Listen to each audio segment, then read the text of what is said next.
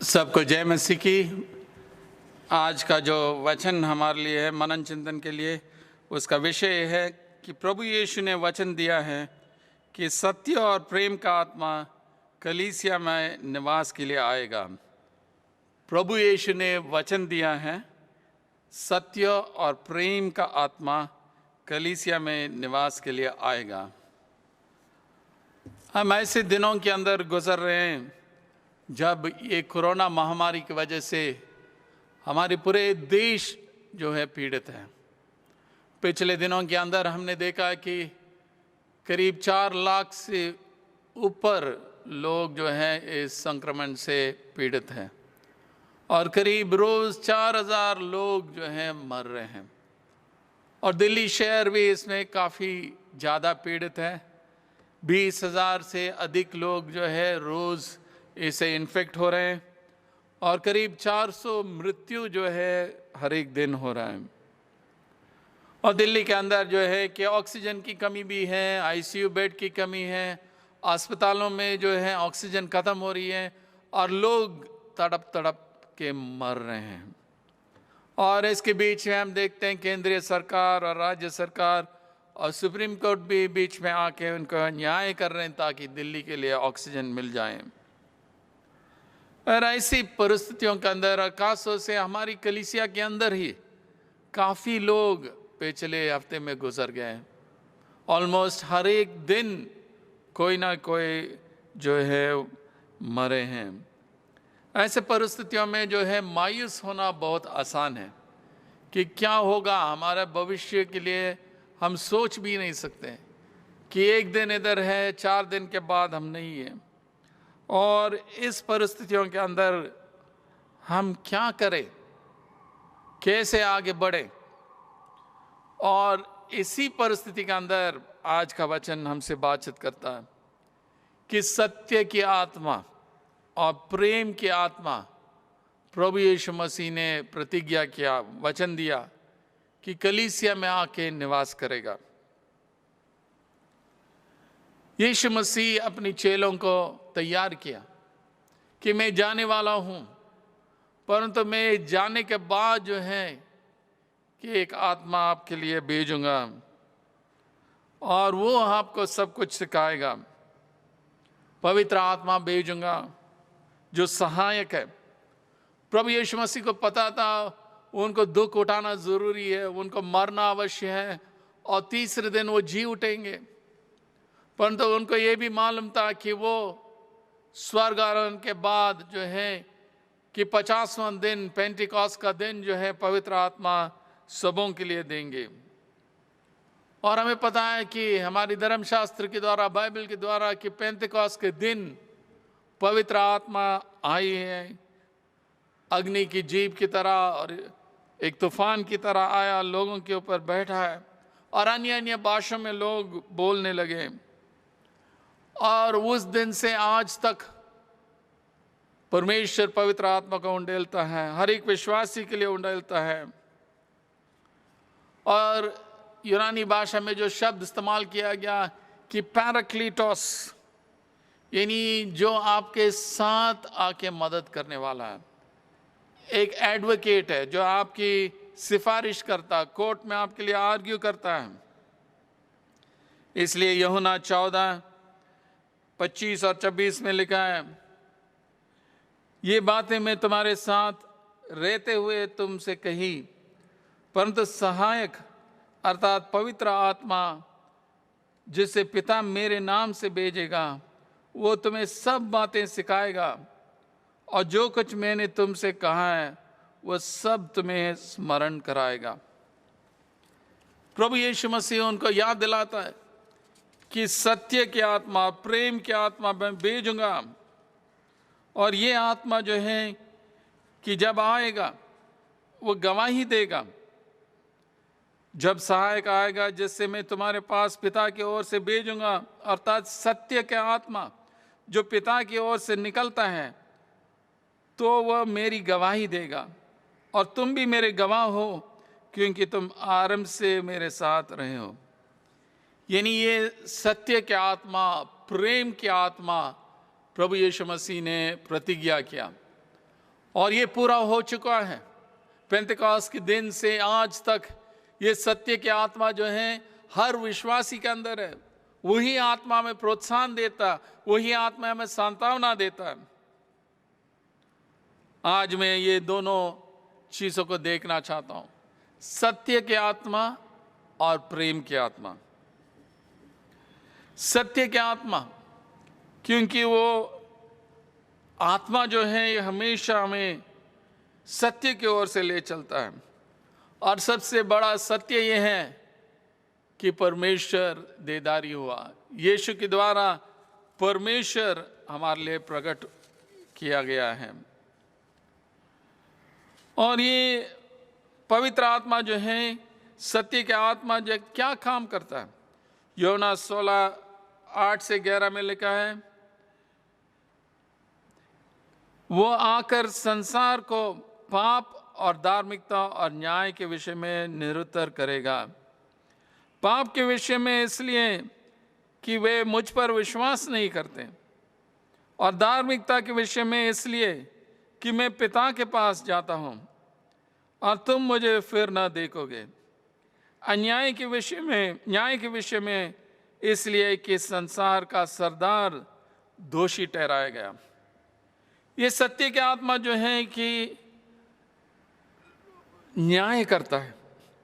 पुराने नियम में जो है नबियों ने और राजाओं ने न्याय किया है, परमेश्वर की व्यवस्था को लिखा, परमेश्वर की इच्छा को दिखाया, उन्होंने आज्ञा दिया है, परमेश्वर के लोगों के ऊपर उन्होंने रूल किया है, और जो भी झगड़ा फसाद था उन सब को उन्होंने आर्बिट्रेट किया।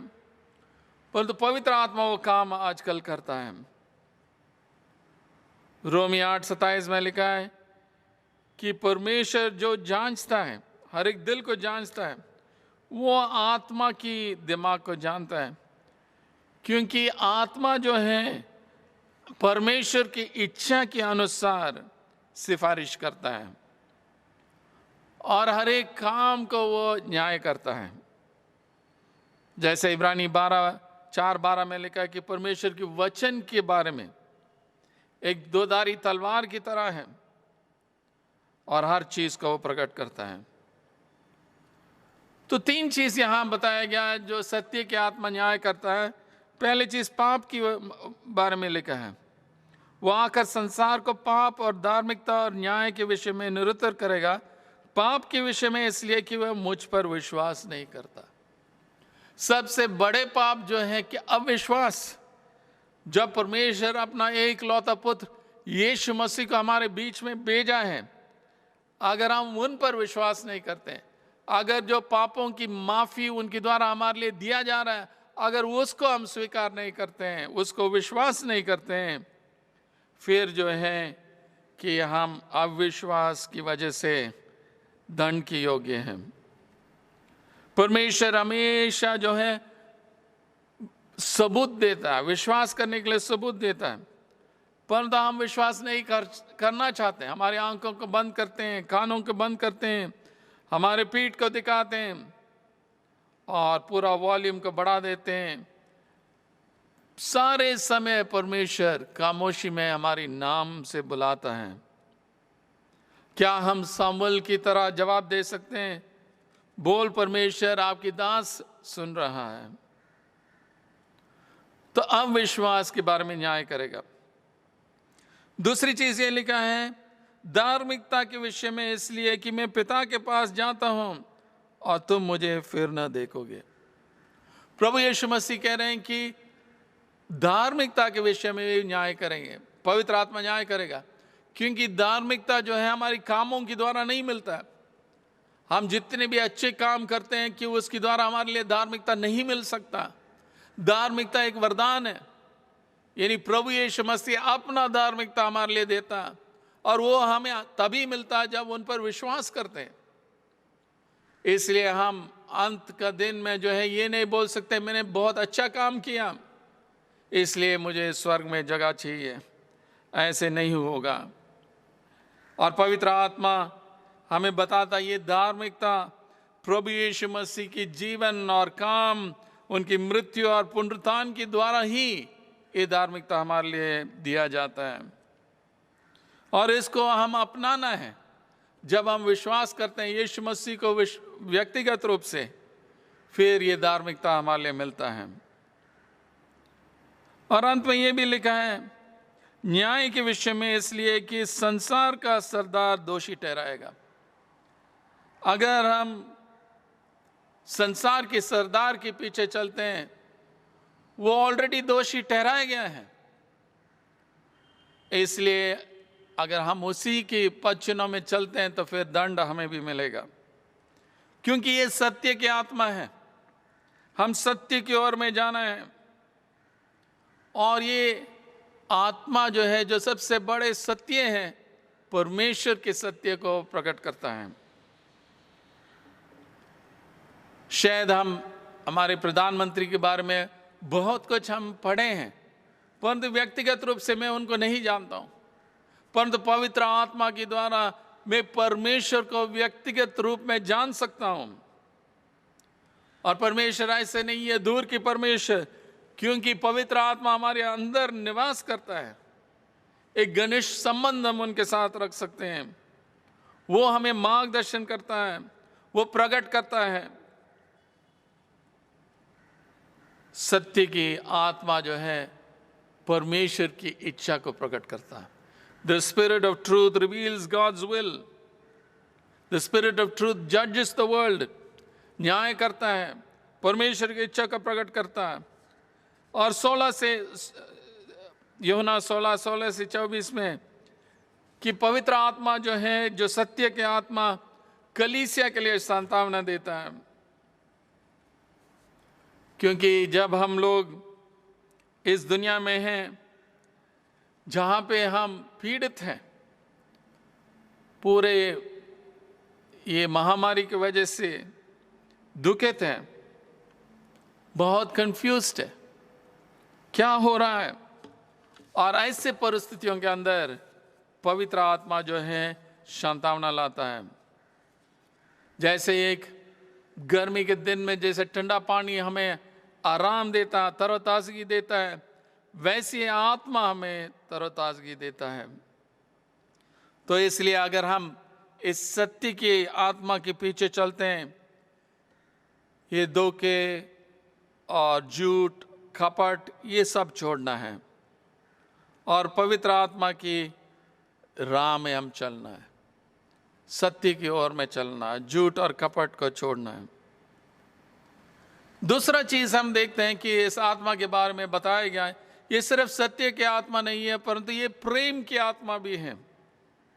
प्रेम की आत्मा है, क्योंकि पवित्र आत्मा जो है कि हमारे लिए उंडेला गया है ताकि हम एक दूसरे को प्रेम करें।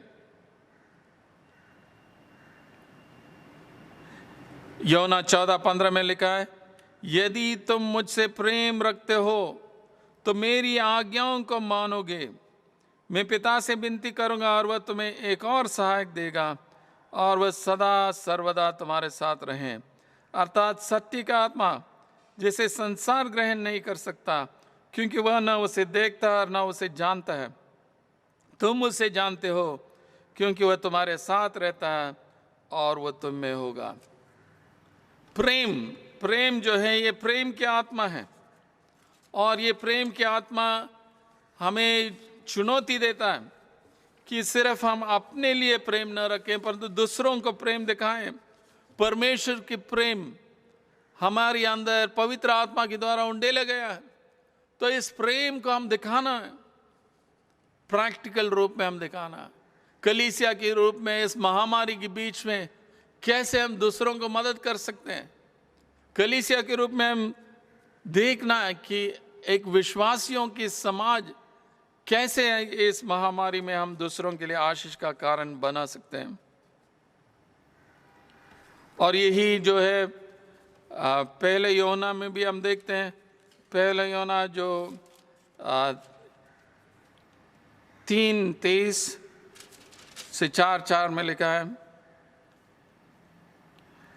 उसकी आज्ञा ये है कि तुम उसके पुत्र यीशु मसीह के नाम पर विश्वास करें और जैसे उसने हमें आज्ञा दी है उसी के अनुसार आपस में प्रेम रखें। जो उसकी आज्ञाओं को मानता है वह उसमें और वह उनमें बना रहता है, और इसी से अर्थात उस आत्मा से जो उसने हमें दिया है हम जानते हैं कि वह हम में बना रहता है। तो प्रभु यीशु मसीह स्पष्ट रूप से हमें सिखाते हैं, और यूहन्ना हमारे लिए उनकी पत्री में ये याद दिलाता है। यही आज्ञा है। क्या आज्ञा है? कि हम प्रेम करें। तो उसकी आज्ञा ये है कि हम उसके पुत्र यीशु मसीह के नाम पर विश्वास करें, और जैसे उसने हमें आज्ञा दी उसके अनुसार आपस में प्रेम रखें, यानी परमेश्वर पर विश्वास करें, और दूसरा जो है परमेश्वर को प्रेम करें और दूसरों को प्रेम करना। ये दोनों बहुत ज़रूरी चीज़ है। हमें आत्मा दिया गया है, सत्य का आत्मा दिया गया, प्रेम का आत्मा दिया गया, इसलिए हमें विश्वास करना और दूसरों को प्रेम करना, तभी जो है ये आत्मा हमारे अंदर बने रहता है। इसी के द्वारा जो आत्मा हमारे अंदर है, और इसी से अर्थात उस आत्मा से जो उसने हमें दिया है हम जानते हैं कि वह हम में बना रहता है।